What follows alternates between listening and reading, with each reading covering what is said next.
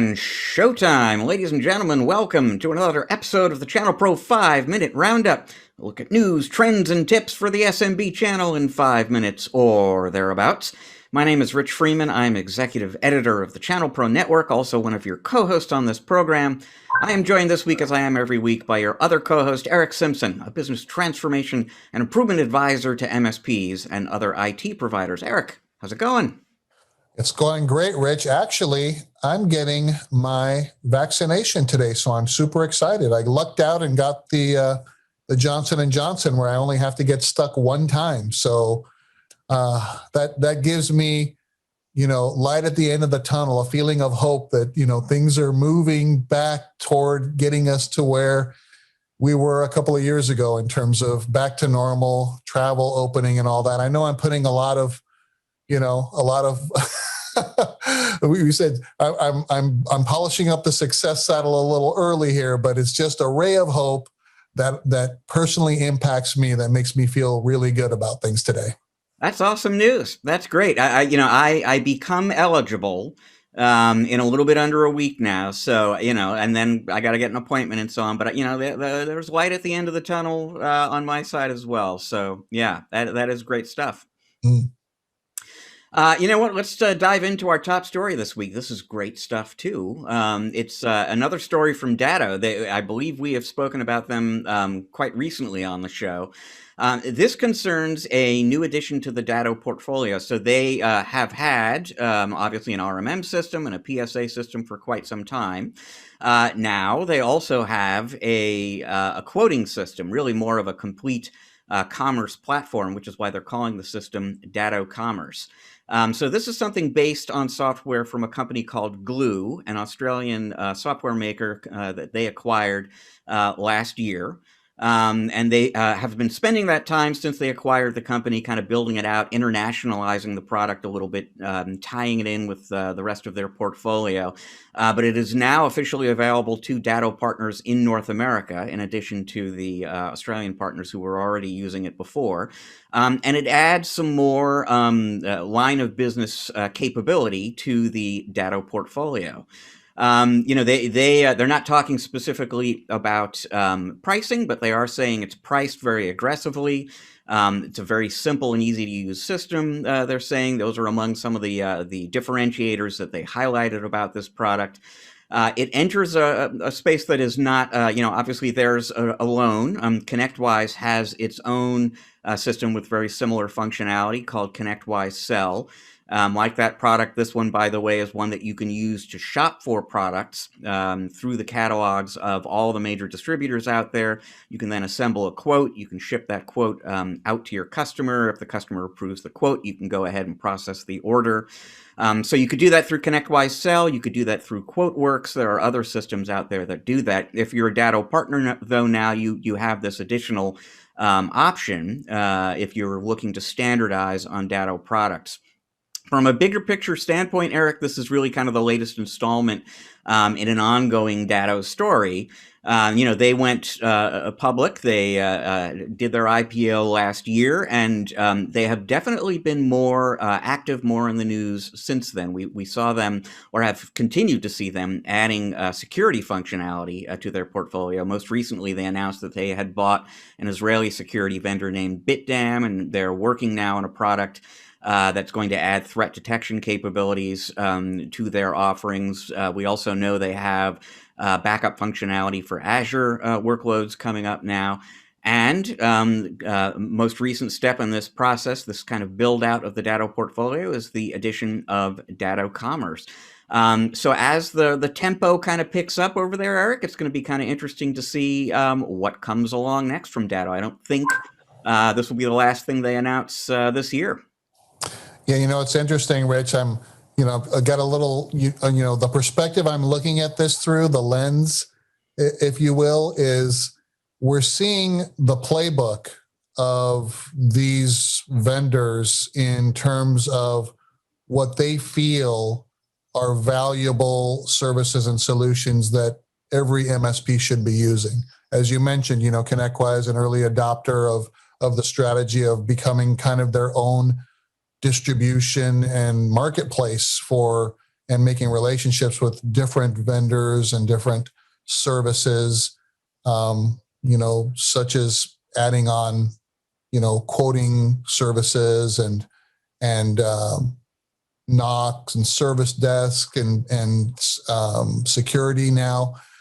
I'm really looking at it as saying, wow, these are the 11 herbs and spices now. It's being confirmed because, we're seeing it from Datto, we're seeing it from these other players, and they're all kind of in the same decision-making and acquisition strategy from what I'm seeing. Okay, we've got security vendor, we've got help desk and knock vendor, we've got SOC and SIM, we've got quoting, we've got, so it's very, very interesting to see how everyone is basically confirming what some of the early adopters and leaders in the space have been doing for a while and kind of following that playbook. It's, I'm looking to see what they'll do differently from each other. But so far, they're kind of all kind of aligning along the same kind of path in terms of what they feel is valuable to their partners. And I guess, if you look at it from the partner's perspective, that probably means that they're listening to their partners. Their partners are saying, look, this is what we need. So I think it's a win-win all the way around.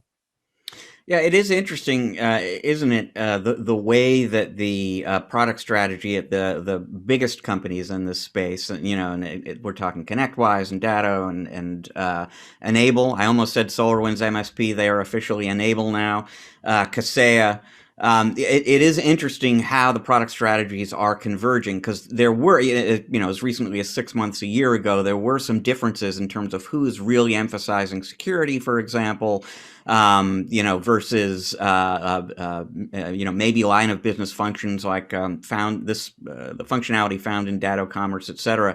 But as time goes on, it's true that the specific set of offerings each one of these vendors, has available to their partners does start to look more and more alike. And so, yeah, I think, there is probably a recipe for, what an MSP needs to be successful, what they want from a vendor. I think all of these companies want to be able to satisfy all of those requirements without necessarily, closing the door to integration with other providers, but to the extent that they can make a case for people standardizing on their offerings. They want to have something in each one of those buckets that they can bring their customers. So yeah, I would expect more convergence and similarity across these portfolios going forward. Yeah, and the second thing that comes to mind is that more of a retention strategy to keep their existing partners, because the more and more they look alike, it's going to be very difficult to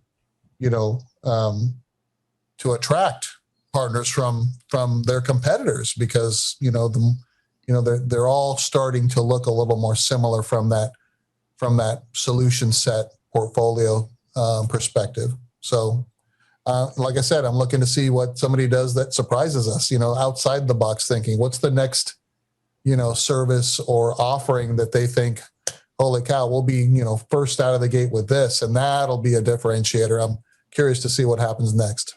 Yeah, no, it's a great question. So we shall see that. Now, what we're talking about here, this is let's see how this segue works, Eric. I think it's a stretch. This was a phase in Datto's evolution that we're talking about here, and your tip of the week has to do perhaps with keeping an eye on phases.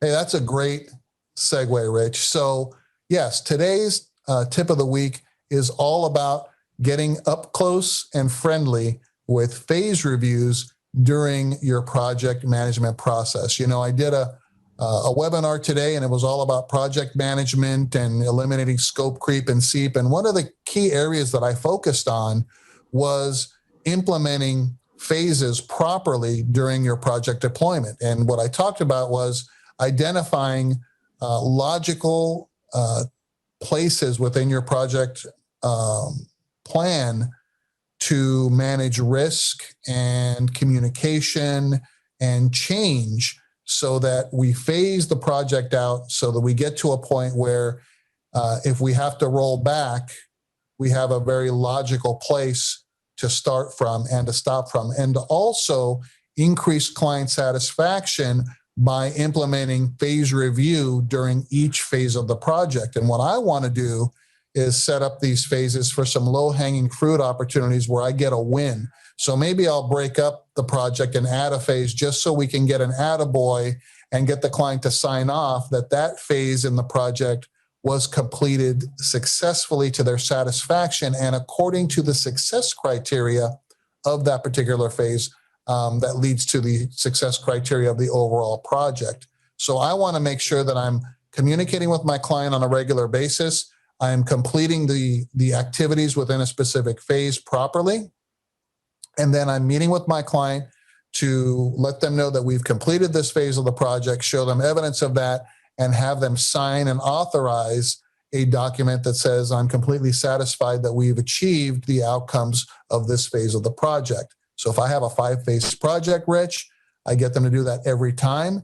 And at the signature of the last phase of the project, that means that we have successfully completed the objective of the entire project, meaning that now this project can be deemed final and we can invoice our client for the balance of whatever they owe us. This removes the power of the client to determine when the project is complete or incomplete. A lot of partners struggle with this because we're not managing those phase reviews properly and change management properly. So at the end of that project, now, of course, the client's going to ask for things in addition to what we've decided to do during the project, but we're going to take those as a separate item and maybe do them after the completion of the project, because what we really want to do is get the client to approve every phase successfully so that we can now deem the project final when the last phase is completed, allowing us now to move on to the next project. It builds confidence and trust in our clients, and it allows us to sell the next project much more easily because now we've conditioned them on what to expect through this. And I'll also add, we should also be doing internal phase review with our staff as we're going through this process to making sure that, the next time that we design a project, we're phasing it properly and we're learning from the previous deployment. Yeah, it's I'm getting nostalgic listening to this because years ago, and I'm talking like decades ago, very early in my career in IT, I used to do a lot of writing work, marketing writing mostly, for an IT provider here in the Seattle area where I'm broadcasting from, and this is exactly how they operated, and it was based on experience, and they presented it to the customer as further evidence of their commitment to customer service, right? At the completion of each phase of this product, we are going to ensure your complete satisfaction, which is part of what they were doing, of course, but really the agenda was protecting themselves. They were, getting the customer to sign off on each phase of the project and confirm that you have done what we wanted you to do so that you don't, and this gets to the risk point you were making, what you don't want to do is get all the way to the end of a 6-month project, say, and that's when you suddenly discover that they're not actually lined up with you in terms of what you've delivered and their expectations and so on. And so breaking it up kind of, eliminates the opportunity for that kind of unpleasant surprise to happen at the end of the process, and getting those signatures along the way, make sure that when you reach the end of the project, you're going to get paid. You're going to have, a basis basically for saying you need to pay us now. We've done exactly what you agreed to and have agreed to all along. It was very effective for them, and it was something that they learned to do based on some unpleasant stories earlier on before they figured that out. Oh, I'll bet. Yeah. It certainly makes it difficult for the client to argue at the end of the project that, we didn't do what we said we were going to do. If they've approved, each phase completed successfully according to the success criteria. And the success criteria, by the way, Rich, of a phase of a project or an entire project is never on time and within budget, because we know that rarely occurs. It's all about a technical outcome or a business outcome that we can measure. Right. So again, the things that you learn as you mature as a professional services organization to make life easier for you and more profitable and increase client satisfaction, trust, and loyalty. And that one is a good one right there. And it leaves us with time for just one more story this week. And it's a story basically at the intersection of cybersecurity and overly enthusiastic mothers, I guess is maybe the way to put it here.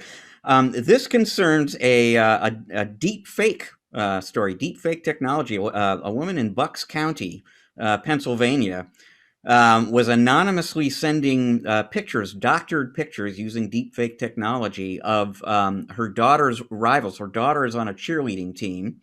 And in order to make sure that her daughter's rivals were not, getting ahead of her on the team, getting opportunities that her daughter wasn't, she was anonymously distributing deep fakes of these other kids on the team drinking, smoking, and whatnot, basically.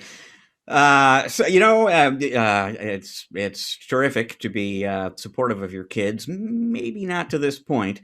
It does call attention to a very serious and legitimate cybersecurity issue, though, which is this whole deepfake thing. I mean, this is an example of something being used in personal life, if you will. But deepfakes are going to be a bigger and bigger issue in the business world as well. And the fact that a mother in Bucks County, Pennsylvania, could pull this off with deepfake tells you that the cyber criminals out there, the attackers, are going to get their hands more and more easily on this technology going forward, too. Yeah, I mean, how many moms out there could figure out how to do this? I mean, part of that story is like, holy cow, tech mom, but using that stuff for evil. Not good. Well, folks, that is all the time we've got this week for you on the 5-Minute Roundup. Thank you so much for joining us. We're going to be back again next week with another episode for you. If you like the show, you want to take a look at some old episodes maybe you missed, you want to know about the new ones when they become available, best thing to do is go to the ChannelPro Network channel on YouTube and become a subscriber. If you click that little bell icon you see there, you're going to get notifications when the new episodes go up. You want to read more about Datto Commerce, you want to get all sorts of great business growth advice for your company, please visit ChannelProNetwork.com every day, because each and every day we have got great new content going up for you there. To learn more about Eric and the work he does with his clients, your destination should be ErickSimpson.com. That is ERICK Simpson.com. So once again, thank you for joining us. We're going to be back again next week. Until then, folks, please enjoy the rest of your week. Eric and I are enjoying the rest of your week already.